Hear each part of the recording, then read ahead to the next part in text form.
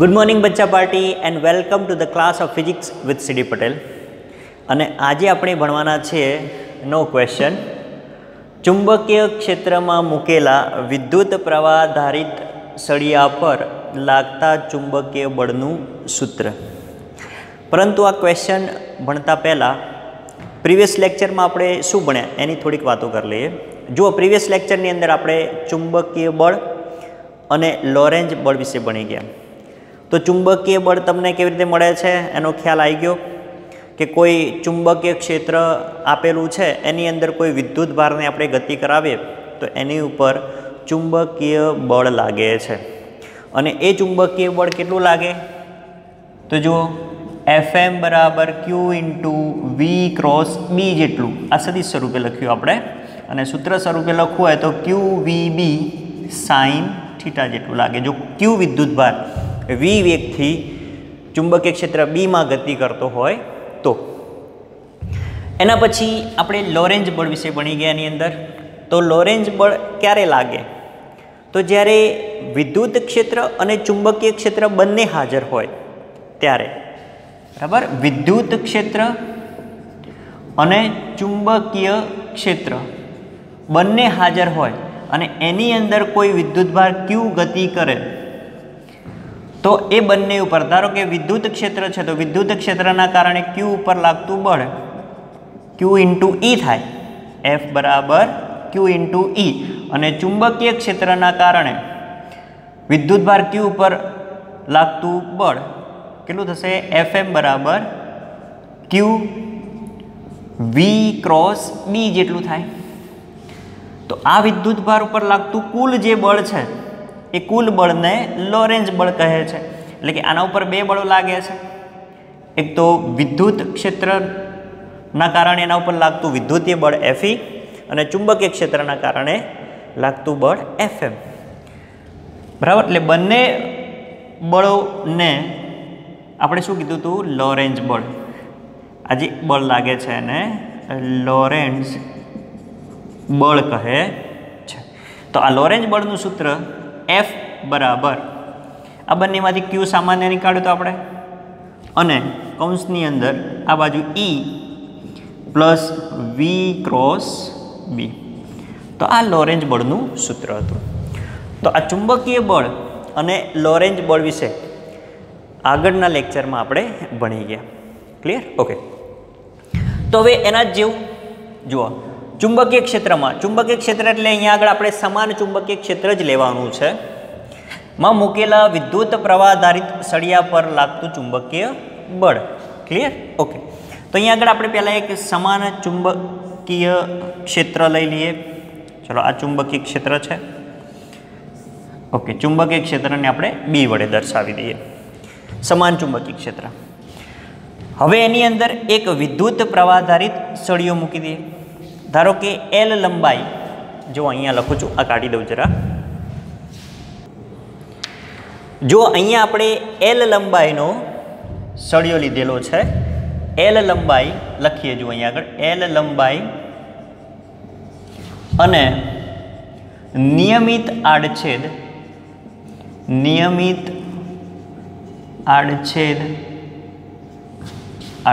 ए धरावतो एक सळियो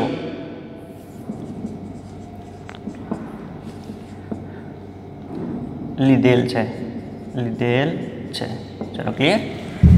सळियानी लंबाई L छे एनुं आड़छेदनुं क्षेत्रफळ A छे। हवे एनी अंदरथी विद्युत भार पसार कराववामां आवे छे परंतु आ जे विद्युत भार छे ए विद्युत भार तरीके एटले के सळियामांथी पसार थता लखीए अहीं आगळ के सळियामांथी पसार थता विद्युत भार तरीके इलेक्ट्रॉन लीधेल छे। बराबर छे? जो सळियामांथी पसार थतो विद्युत भार जे छे ए इलेक्ट्रॉन तरीके लीधेलो छे। एटले के जो धारो के विद्युत प्रवाहनी दिशा आपणे आ बाजू दोरीए आम छे तो ए ज इलेक्ट्रॉननी दिशा थशे। आम तो आपणे शुं भण्या કે ભાઈ ઇલેક્ટ્રોનની દિશા જે છે એ વિદ્યુત પ્રવાહની વિરુદ્ધ દિશામાં હોય, પણ જ્યારે ત્યારે આ એક્સપેરિમેન્ટ થયો હશે ત્યારે જે તે વૈજ્ઞાનિકોએ શું કર્યું હશે, તો વિદ્યુત પ્રવાહ છે એની દિશામાં જ ઇલેક્ટ્રોન લીધેલો છે, બરાબર. આ વસ્તુ પહેલેથી ચાલતી આવે છે, બરાબર, રૈવાજિક કહીએ એ પ્રમાણે. તો પ્રવાહની દિશામાં ઇલેક્ટ્રોન લીધેલો છે, એટલે કે ઇલેક્ટ્રોનની ગતિ હવે આ બાજુ થશે. ક્લિયર છે? તો હવે આ સળિયામાં ઇલેક્ટ્રોન ગતિ કરે છે. ગતિ કોના કારણે કરશે? તો બેટરી જોડવી પડશે, એમનેમ તો કંઈ ઇલેક્ટ્રોન ગતિ કરશે નહીં ભાઈ. ચલો, બરાબર, બેટરી વી પ્લસ અને માઇનસ. તો આની અંદરથી વિદ્યુત પ્રવાહ નીકળશે I જેટલો, અને આ સળિયામાં થઈ અને આ પ્રમાણે વહેશે. એનો મતલબ કે સળિયામાંથી કોણ વહે છે ભાઈ? વિદ્યુત ભાર જે વહે છે, એટલે કે ઇલેક્ટ્રોન વહે છે, એ વી જેટલા વેગથી ગતિ કરતો હશે. હવે બેટરી જોડી એટલે એનો જે વેગ છે એ ડ્રિફ્ટ વેગમાં ફેરવાઈ જાય, જે આગળ આપણે ત્રીજા ચેપ્ટરમાં ભણી ગયા, બરાબર, કે બહારથી જે બળ લાગે છે, બેટરીનું બળ લાગે છે, એના કારણે સહેજ ડ્રિફ્ટ થાય છે. ઇલેક્ટ્રોન છે સહેજ કેવો થાય? ડ્રિફ્ટ થાય, જેને આપણે શું કીધું હતું? ડ્રિફ્ટ વેગ ઇલેક્ટ્રોન. તો અહીં ઇલેક્ટ્રોન અથવા તો વિદ્યુત ભાર નો વેગ વીડી છે. ક્લિયર? એનો મતલબ કે વીડી જેટલા વેગથી એ ગતિ કરે છે. હવે ચુંબકીય ક્ષેત્રની અંદર વીડી જેટલા અથવા તો વી જેટલા વેગથી કોઈ વિદ્યુત ભાર ગતિ કરતો હોય તો એના ઉપર ચુંબકીય બળ લાગે, જે આગળ આપણે ભણી ગયા. હવે સળિયાની અંદર વિદ્યુત ભાર ગતિ કરે છે, એનો મતલબ કે વિદ્યુત ભાર ઉપર બળ લાગશે તો સળિયા ઉપર પણ બળ લાગશે. ક્લિયર? સળિયા ઉપર પણ બળ લાગશે. તો સળિયા ઉપર લાગતું બળ Fm બરાબર કેટલું થાય? Q. આવું સૂત્ર છે V ક્રોસ B. પણ અહીં આગળ વેગ કોનો લીધો છે? વિદ્યુત ભારનો વેગ વીડી, એટલે કે ઇલેક્ટ્રોનનો વેગ કેવો છે? વીડી. ચલો હવે આને મૂલ્ય સ્વરૂપે લખી દઈએ. હવે સિમ્પલ મેથેમેટિક્સ સ્ટાર્ટ થઈ ગયું. તો Fm બરાબર QVDB સાઇન થીટા થશે. બોલો, ક્લિયર? જે આ થીટા એ વીડી અને બી વચ્ચેનો ખૂણો, એટલે કે આ થઈ ગયો તમારો બી અને આ વીડી, તો એની વચ્ચેનો ખૂણો છે થીટા, જે થિયરીમાં આપણે સમજાવ્યું હતું તમને. ક્લિયર? તો Fm બરાબર QVDB સાઇન થીટા. ઓકે. હવે આની અંદરથી જે ઇલેક્ટ્રોન છે, કંઈ એક ઇલેક્ટ્રોન તો પસાર થશે નહીં. કેટલા ઇલેક્ટ્રોન હોય આની અંદર? n electron. તો આ n ઇલેક્ટ્રોન પસાર થતા હોય તો સળિયામાંથી, અહીંયા લખીએ આપણે કે સળિયામાંથી પસાર થતા અથવા તો સળિયામાંથી n ઇલેક્ટ્રોન પસાર થતા હોય,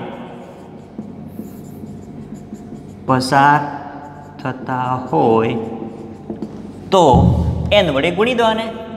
તો સળિયા પર લાગતું ચુંબકીય બળ, સરીશ નહીં આવે, મૂલ્ય સ્વરૂપે લખવાનું છે. Fm બરાબર NQ VDB sine theta.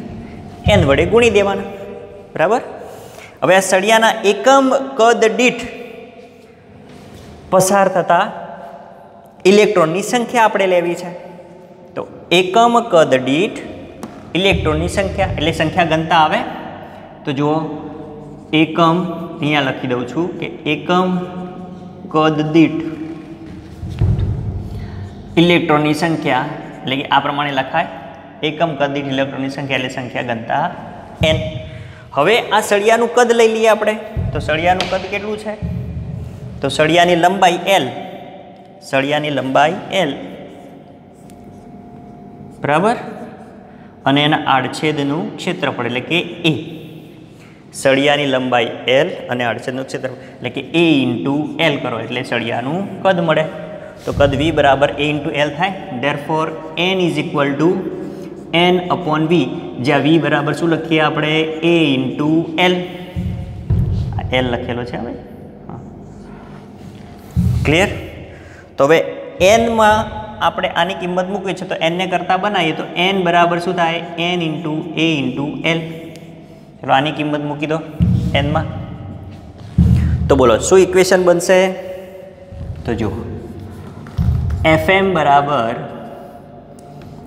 NaL QVD B sine theta. બોલો બરાબર છે. અહીંયા આગળ એનની જગ્યાએ શું કર્યું આપણે? NALની કિંમત મૂકી. NAL Q VD B sin θ. સાહેબ કેમ આ બધું કરો છો? તો આપણે શું જોઈએ છે? વિદ્યુત પ્રવાહ આધારિત, એટલે અહીંયા આગળ વિદ્યુત પ્રવાહ જોઈએ છે. વિદ્યુત પ્રવાહ આધારિત સળિયો, એટલે કે આ L લંબાઈનો સળિયો પણ કેવો? વિદ્યુત પ્રવાહ આધારિત. તો જો આની અંદરથી વિદ્યુત પ્રવાહ મળી જાય NAQVD. જો ત્રીજા ચેપ્ટરમાં આપણે સૂત્ર ભણ્યા હતા, વિદ્યુત પ્રવાહ I = નાવડી, યાદ છે કે નહીં? વિદ્યુત પ્રવાહ I = NAEVD, NAVD, નાવડી, બરાબર. જ્યાં N એ એકમ કદ દીઠ ઇલેક્ટ્રોનની સંખ્યા ઘનતા, બરાબર. એ વિદ્યુત આડછેદનું ક્ષેત્રફળ, VD એ વેગ અને E એ ઇલેક્ટ્રોન. ક્લિયર? તો હવે આની જગ્યાએ આપણે Q આપેલો છે, એની જગ્યાએ Q આપેલો છે, બરાબર. બાકી બધું એમના એમ છે, તો એની જગ્યાએ આપણે વિદ્યુત પ્રવાહ મૂકી શકીએ? તો હા, મૂકી શકીએ. કેમ ના મુકાય? જુઓ, ધેરફોર અહીંયા આગળ લખું છું FM બરાબર. હવે એની જગ્યાએ આપણે I મૂકી દઈએ, તો I ઇન્ટુ શું રહ્યું? L into B sin θ. B sin θ. ચલો, હવે sin θ છે અને સદિશ સ્વરૂપે લખવું હોય તો કેવી રીતે લખાશે? સાહેબ અહીંયા તમે લખ્યું જ છે ને, એ પ્રમાણે લખી દો. તો જુઓ, FM બરાબર IL ક્રોસ B. ઓકે, ચલો. તો આ શું મળ્યું તમને? તો વિદ્યુત પ્રવાહ આધારિત સળિયા પર લાગતા ચુંબકીય બળનું સૂત્ર આ મૂલ્ય સ્વરૂપે છે અને આ સદિશ સ્વરૂપે છે. તો સદિશ સ્વરૂપે હોય તો એની દિશા આવે. બોલો ભાઈ, દિશા આવે. ખૂબ જ અગત્યનું. તો દિશા કઈ થશે? તો જો IDL ક્રોસ B છે. હવે IDL એટલે વિદ્યુત પ્રવાહની દિશામાંની લંબાઈ, બરાબર. વિદ્યુત પ્રવાહ તો અદિશ રાશિ છે. વિદ્યુત પ્રવાહ કેવી રાશિ છે ભાઈ? અદિશ રાશિ. પણ વિદ્યુત પ્રવાહની દિશામાં લંબાઈ લીધેલી છે, એટલે એલને સદિશ સ્વરૂપે દર્શાવેલો છે. એટલે કે IDL એ સદિશ સ્વરૂપે લખાય. ઓકે, IL સદિશ સ્વરૂપે લખાય. ઓકે, તો IL ક્રોસ B, એટલે કે B છે એ કેવી છે? એને બિલકુલ લંબ. તો એના માટે જમણા હાથની હથેળીનો નિયમ વાપરો તમે દિશા શોધવા માટે. તો બોલો, દિશા શોધવી હોય તો ચુંબકીય ક્ષેત્રની દિશામાં આંગળીઓ રાખવાની, તમને શીખવાડ્યું હતું આગળના લેક્ચરમાં. અને અંગૂઠો જે છે એ વિદ્યુત પ્રવાહના વેગની દિશામાં રાખવાનો, એટલે કે Vની દિશામાં રાખવાનો, બરાબર છે, અથવા તો પ્રવાહની દિશામાં. તો બોલો, આ B, આ V, તો જે હથેળીનો ભાગ છે જે દિશામાં હોય એ ચુંબકીય બળની દિશા થાય. તો બોલો હવે ચુંબકીય બળની દિશા, અરે સાહેબ અંદરની તરફ, તો બોલો આ અંદરની તરફ FMની દિશા. ક્લિયર? તો પૃષ્ઠને અહીંયા લખો કે પૃષ્ઠની અંદરની તરફ ચુંબકીય બળની દિશા હશે. ક્લિયર? થોડીક ગરમી લાગે છે ભાઈ. ક્લિયર?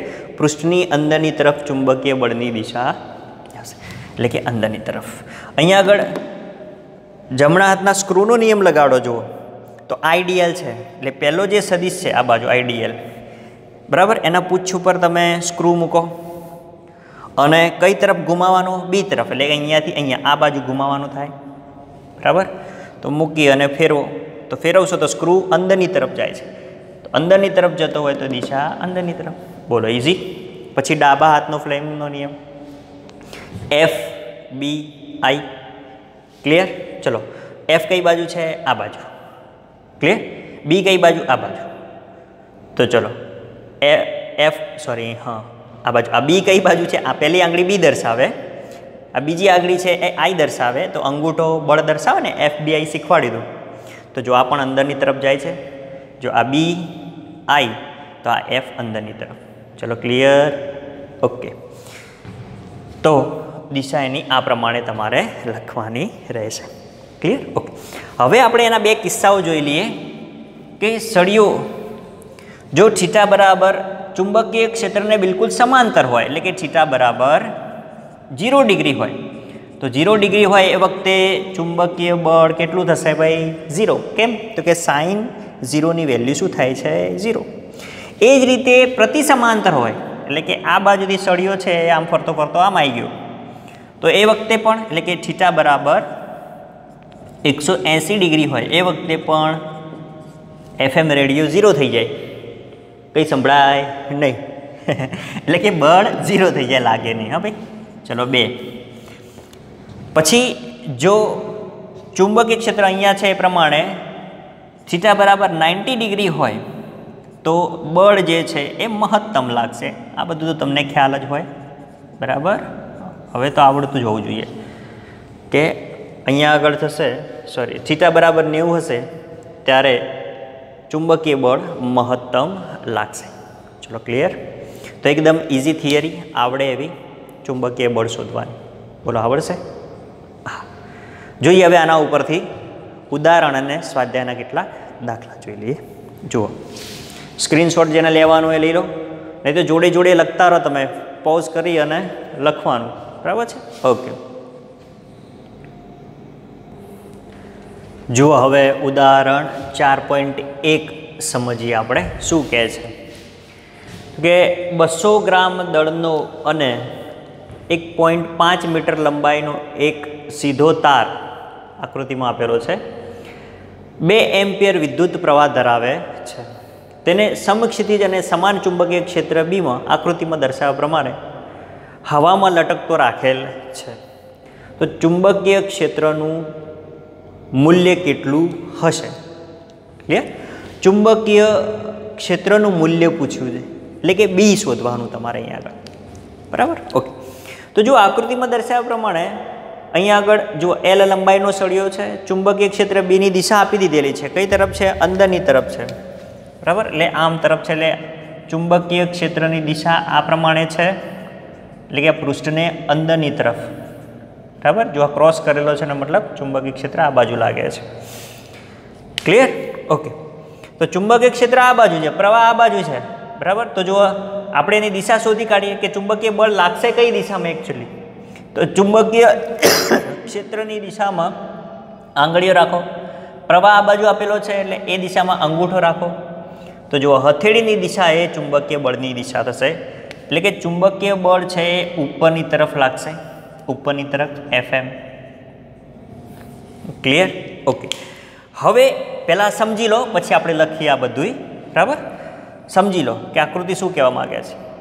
હવે શું કહે છે કે ચુંબકીય ક્ષેત્ર બીમાં આ સળિયો જે મૂકેલો છે એ હવામાં લટકતો રાખેલ છે. એકચ્યુઅલી લટકતો રહે, કેમ? તો કે ઉપરની તરફ બળ લાગે છે કેટલું? FM, નીચેની તરફ mg બળ લાગે છે. જો બંને સમતુલિત સ્થિતિમાં હોય તો આ સળિયો લટકતો રહેશે. એનો મતલબ કે ઉપરની તરફ લાગતું બળ અને નીચેની તરફ લાગતું બળ બંને કેવા હોય? સમાન. સમજાય છે? ઓકે. તો પહેલાં આપણે અને એના માટે આપણે ચુંબકીય ક્ષેત્ર બીનું સૂત્ર શોધવાનું છે, સોરી, મૂલ્ય શોધવાનું છે. જોઈ લઈએ. પહેલાં આપણે રકમને લખી દઈએ. જુઓ અહીંયા આગળ કે 200 ગ્રામ દળનો સળિયો છે, એટલે કે M બરાબર 200 ગ્રામ. ચલો ગ્રામના કિલોગ્રામ કરો તો 0.2 kg. ઓકે. હવે લંબાઈ આપેલી છે તમને L બરાબર 1.5 મીટર. પ્રવાહ આપેલો છે I બરાબર 2 એમ્પિયર.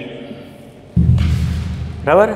ચુંબકીય ક્ષેત્ર બી તો શોધવાનું છે તમારે. ઓકે. તો જુઓ, નીચેની તરફ સળિયાની નીચેની તરફ ગુરુત્વાકર્ષી બળ લાગે છે, અથવા તો આપણે વજન બળ કહીએ, બરાબર? FG. એટલે કે સળિયાને અહીંયા લખી દઈએ કે સળિયાની નીચેની તરફ ગુરુત્વાકર્ષી બળ, ગુરુત્વીય બળ અથવા તો ગુરુત્વાકર્ષી બળ, ગુરુત્વીય બળ F બરાબર mg નીચેની તરફ લાગે છે. ક્લિયર? ઓકે. અને સળિયા ઉપર ચુંબકીય બળ જે છે કે સળિયા પર ચુંબકીય બળ ઉપરની તરફ લાગે છે. આકૃતિ ઉપરથી આપણે શોધી કાઢ્યું, બરાબર. ઓકે, તો ઉપરની તરફ આ જે ચુંબકીય બળ છે કેટલું લાગશે? તો સૂત્ર ભણી ગયા, Fm બરાબર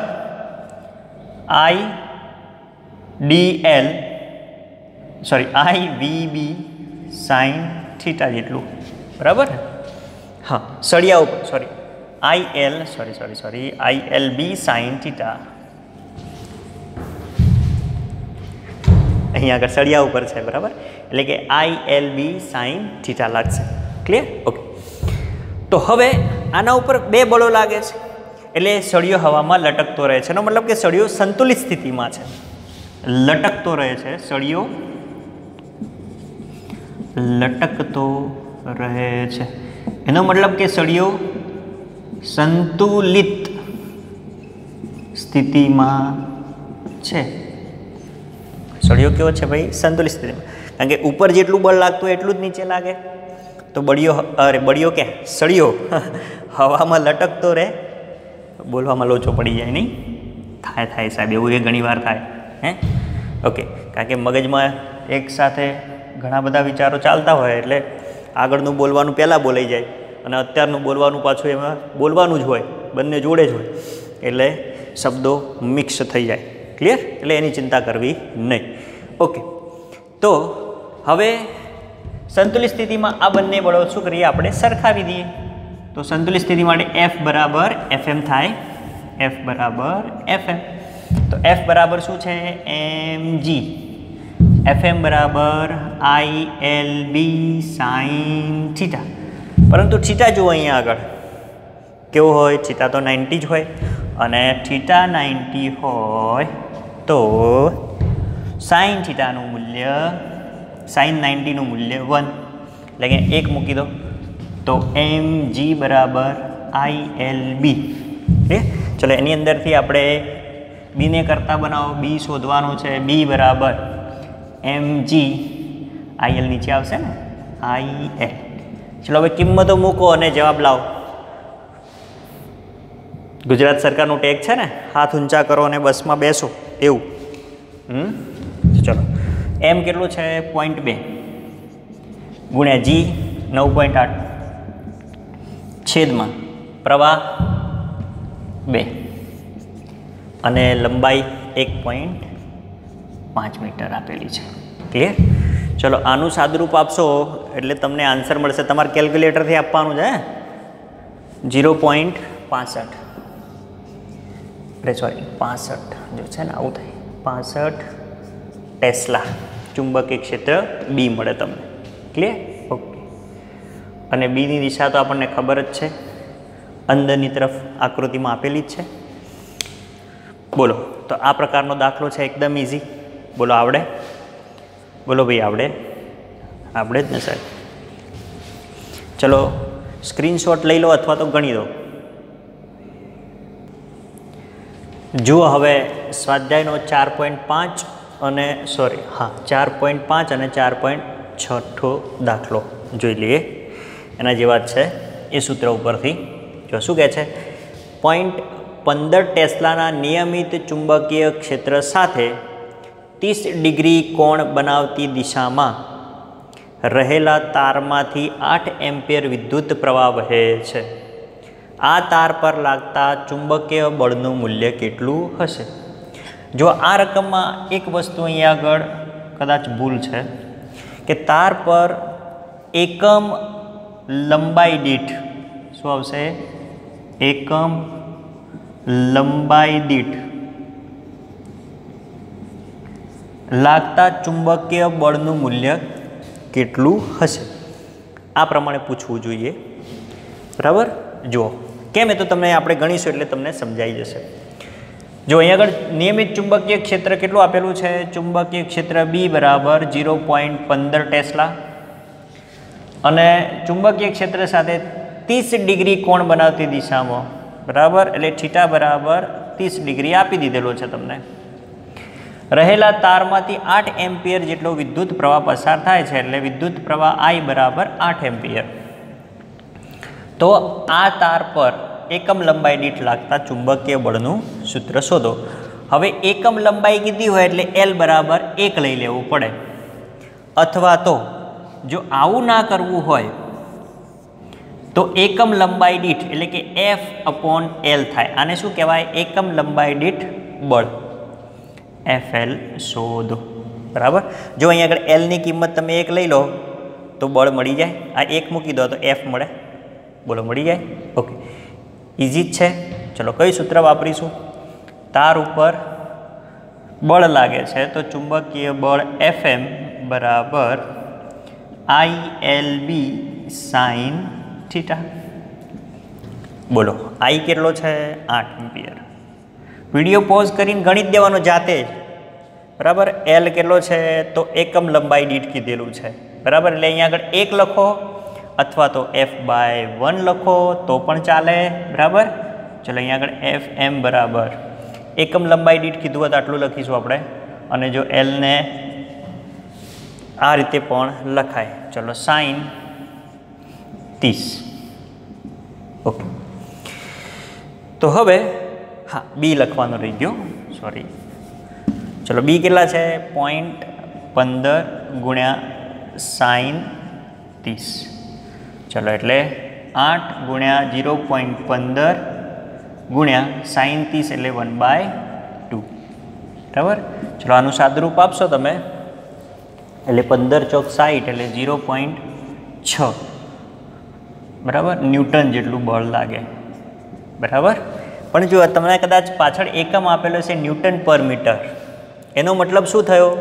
તો આ વસ્તુ થયું એકમ લંબાઈ દીઠ. એકમ લંબાઈ દીઠ કે એટલે આ L છે એ ક્યાં આવી જાય? તો આ L અહીંયા આગળ આવી જાય. ચલો, તો અહીંયા આગળ મૂકવાની જરૂર છે ભાઈ? ના. ક્લિયર? F/L તો આ પ્રમાણે થશે. આ એકમ લંબાઈ દીઠ આવ્યું.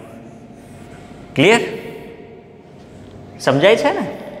અને તમે L ની કિંમત 1 મૂકી દો. જો L ની કિંમત 1 મૂકી દેશો, L બરાબર 1 મૂકી દેશો, અહીંયા આગળ ખરેખર સ્પષ્ટતા કરવી જોઈએ. બરાબર, કે ભાઈ F બરાબર તો ખ્યાલ આવે લખવાનો 0.6 ન્યૂટન. એકલું બળ કીધું હોય તો આટલું લાગશે, કારણ કે એકમ બદલાઈ જશે. અહીંયા આગળ બળ કીધું હોય તો ન્યૂટન આવી જશે. લંબાઈ દીઠ બળ કીધું તો ન્યૂટન પર મીટર આવશે. ક્લિયર? એટલે આ વસ્તુ ખાસ ધ્યાન રાખવાની. બરાબર છે? ઓકે, આનો સ્ક્રીનશોટ લઈ લો. જો બાજુનો દાખલો, સ્વાધ્યાયનો 4.6નો દાખલો. વિડીયો પોઝ કરો અને જાતે ગણવાનો ટ્રાય કરો.